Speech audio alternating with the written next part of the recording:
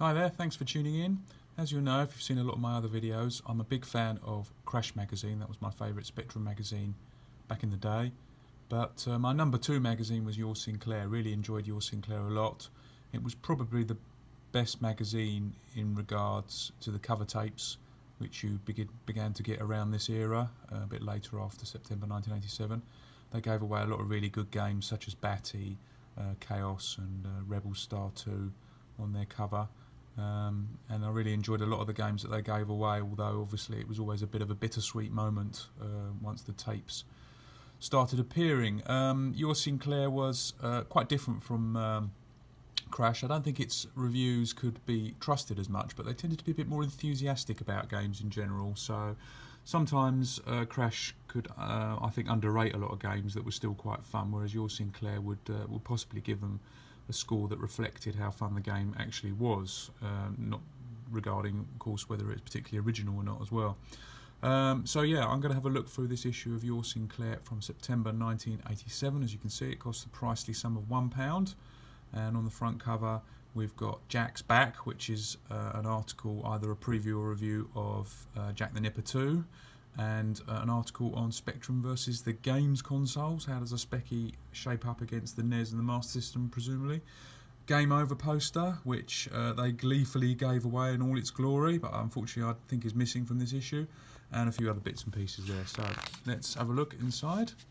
Battleships, the classic war game, now on computer, just what we wanted. And the contents, of course. Loads of adverts, competitions, etc., as you would get with Crash. News story here, and a crossword as well, uncompleted as of yet. Future Shocks, which was Your Sinclair's preview section. Here we've got an isometric game called Chain Reaction, and Tube, which I think was by Bug Bite, if memory serves me correctly. Death Wish 3, Death Wish 3 I should say, adaptation of the Violent movie, and a few other little bits and pieces here. Lots of budget games, of course, as you might expect from this era. So there we go.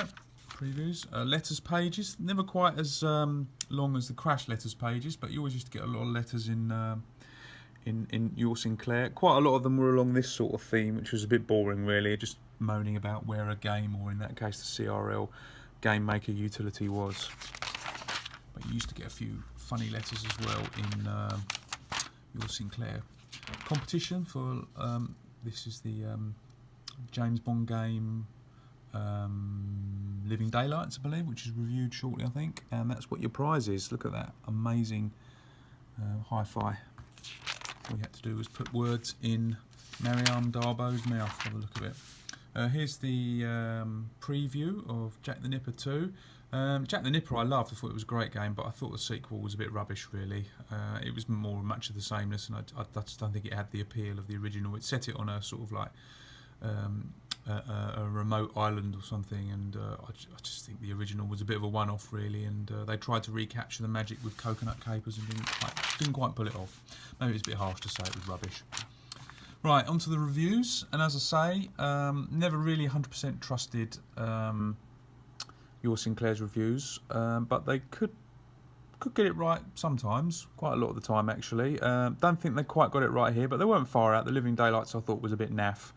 They give it 6 out of 10 here. I think probably 4 or 5 would have been a bit more realistic. I think that was great. License to Kill, which was also by Domart, was the next game, and that was much better. Never heard of Rubicon, but that gets 5. Leviathan, again 6. I think that's a bit on the generous side. I thought this English software game was terrible really. It was obviously converted from the Commodore 64 and it just didn't suit the Specky at all, and it was a nightmare to play as well. Championship Baseball by GameStar, so that's quite an expensive game there, $9.99. And Dead Ringer by Reactor. Reactor did a lot of games at sort of mid-price, $4.99, and by the looks of this, doesn't look much cop that, and it gets 6 out of 10. Advert for Athena by Ocean. Mounty Mix Death Rider, so a lot of average-looking games. Hades Nebula, which I thought was a fairly neat little shooter. It got a bit of a slagging Crash, but it gets 7 out of 10 here, so decent score there. Spaced Out, and I've never played this. There's not many Fibre budget games I haven't played, but this was quite a neat puzzle game. I seem to remember it got a pretty piss poor score in Crash as well, but it gets a very credible 9 out of 10 in a mega game here, so might have to check that one out. And Ultima Ratio, I did like my shooters, so I had a bit of fun with this, but your Sinclair didn't, and they gave it 4 out of 10.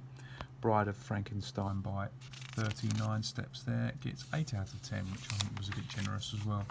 Charts here, top 20 games. Number 1, I think these are done on sales rather than the Crash reader votes.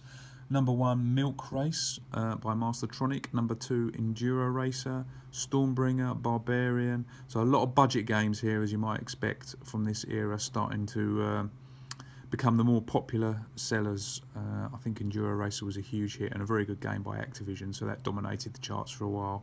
But a lot of the other games there, I think certainly Milk Race, Stormbringer, Olympic Spectacular, Feud, BMX Simulator, Eyeball, Speaking 2, Flash Gordon, Amaru. So all these games here are all budget games. So there's obviously like a clear sign of the way the market is going. They did a few off the wall other charts, your Sinclair. So you've got a top 10 comics here, which is kind of random list of comics they've stuck together. Well, actually, it's been supplied by Virgin there, so it's not even their chart. It's been given to them by somewhere else. So obviously, The Watchmen was a popular seller at the time. Top 10 fish with a Winkle just skipping above the Guppy and Tench into number 1 there by the look of it. A film review of The Living Daylights. It says it's a real treat. I'm a big fan of that film, so I'm glad it's got a good review here, and also Platoon as well. So lots of different kind of things here.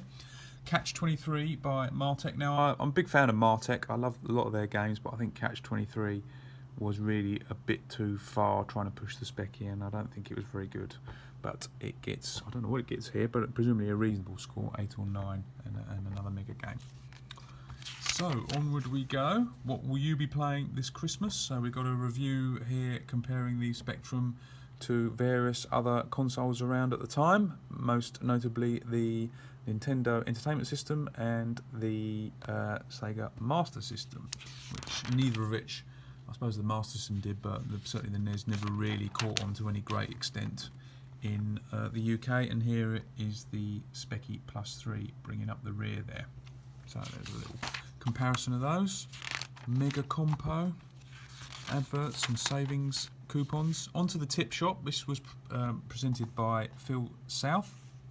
Give you tips, obviously very valuable part of the magazine. Back in those days we didn't have the internet, so we relied on this for our tips and pokes and maps. I wanted to just highlight here, because we go on about Ollie Frey a lot, obviously, as a big fan of Crash. There was I think it's a guy rather than a girl, as the name would suggest, but this person called Misha Welsh did the maps, or did most of the maps for your Sinclair. And I always thought these maps were great as well. Obviously cartoony in tone, as suits your Sinclair, but they used to generally be the map itself, and then around the outside you'd have characters from the game and so forth, and then there's also other little asides here. And I always used to think these maps were brilliant pieces of work as well. I really loved looking at these, even if I didn't have the game or that interested in the game. I always thought it was good fun looking at the map and seeing how the game was laid out. So I know a lot of people are interested in game maps and mapping, and I'm actually in touch with Misha, or certainly I know where I can find him, rather, so it would be quite interesting to talk to him about his map making experiences back in those days. And here he's done, I'm not sure how practical this map would be, but it's a lovely map of Saboteur 2, which shows you obviously the fortress that the original Saboteur's sister, who's the star of this game, must infiltrate. There you go. The command centre, as it's called. Sorry. Another one by Misha Welsh here is Monty, or we say Monty, and as you can see, it shows very nicely, superimposed on a map of Europe, all the different places that Monty visits in the game. And finally, a map of Vampire by Codemasters, which is done via a different method, just stitching all the screenshots together. So there you go. There's the tip section. Coconut Capers, Jack the Nipper cartoon there, no doubt sponsored by Gremlin Graphics, and an advert for Sidewise. Here we have a review of Game Over. Excuse me. Now, Game Over was by Dynamic, released in the UK by Imagine. They had a reputation, Dynamic, after games such as Army Moves, of making these nice looking games, but absolutely horrible to play. I've seen a few people say that you needed to study the pattern more, or just need to work it out, and you could have played them properly. But to be honest, I always found them far too much effort. Game Over, was marginally better in this respect, but it was still a dreadfully difficult game to play, and it had rampant colour clash. So although it looks very nice in these screenshots, there's this big bad guy here who bounced along the screen. There's no doubt, a good achievement technically.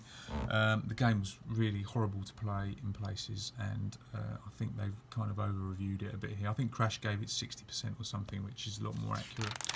Not more accurate score. And there is the famous advert, and they've had the steel plates put over the top to hide the offending nipple or part of nipple. So here we've got some programming section. You have another advert for Jack the Nipper 2. Slap Fight, another game which has been a tad overrated. I think 7 or 8 would probably be better for this. It's a good shooter, but it's nothing special.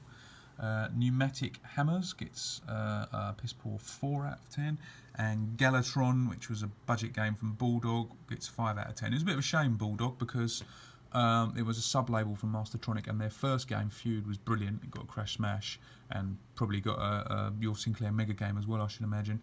But after that, Mastertronic kind of reverted to type, and most of the remaining games it released were fairly average.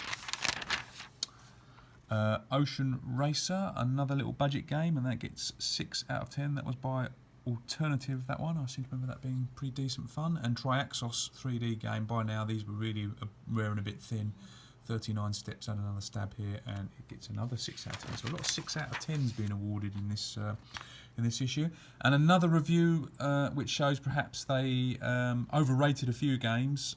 Here, Phil gives Challenge of the GoBots, which I thought was awful, 8 out of 10. Maybe other people disagree with me and think it's a fairly decent game, but I thought it was terrible and a lot worse even than Ocean's Transformers, which is obviously a similar theme. And then on the other side, you get Star Fox, which I thought was great, a nice little shooter, and they only give that 6, so a bit bizarre, really. There you go. Advert for some Palace games. Prohibition, which was a neat little first-person shooter, but I remember it was, at the time I used to use joystick all the time, and it was incompatible with Kempston joystick interface, so I had to use the horrible keys that came with it, which was a bit of a pain. And another Bulldog game, Wolfan, gets 8 out of 10. Super G-Man gets 5 out of 10 there. And Micronaut 1, which was by Pete Cook. He sadly was tempted away from CRL, so he went to Nexus, which didn't prove to be the best move career-wise because they went bust shortly afterwards. And I think if Micronaut 1, well, maybe not if it had been released by CRL because they had their own troubles by 1988. I think maybe it might have been a bit more of a big hit, but it is a great game as well by Pete Cook, Micronaut 1. So, list of competition winners, along with Tarzan. Quick Shot Turbo joystick, some sales here. It's lots of fun. They talk about all various different arcade games. Let's have a look at the ones they're talking about. Road Blasters. Someone came up with the idea of putting a gun on a car and making a racing game. And then you've got Flying Shark, which was an excellent shooter, a very good adaptation on the Specky, Combat School, and Darius, which is a famous 3-screen game. So, Adventures, Solutions, always valuable. Mystery of Arkham Manor, which gets 9. I thought it was a pretty decent game. That was made by the same people that made Qua and Red Hawk, and lots more stuff at the end there. So there you go. There's your Sinclair issue September 1987. Thanks for watching, and I'll post another video soon.